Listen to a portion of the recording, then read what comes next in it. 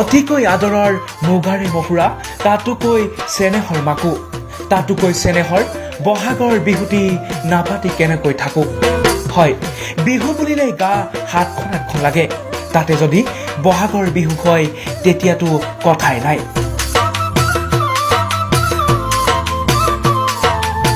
ডেকাই হওক বা বুঢ়াই হওক, এপাক নানাচিলে গাত ততেই নাথাকে। আজি সমগ্ৰ ৰাজ্যমগ্ন বাপুতি সাহোন উদযাপনত। কিন্তু আপুনি জানেনে, আমিয়েই নহয়, ভাৰতৰ বিভিন্ন প্ৰান্ততো পালন কৰা হয় বিহু। আচৰিত নহ'ব, উত্তৰ ভাৰতেই হওক বা দক্ষিণ ভাৰতেই হওক, বিহু পালন কৰে সকলোতে।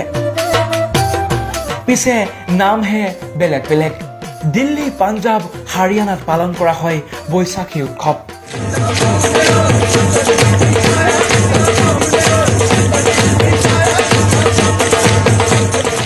দক্ষিণৰ কেৰেলা আৰু কৰ্ণাটকত মালায়ালাম নৱবৰ্ষ বিচু।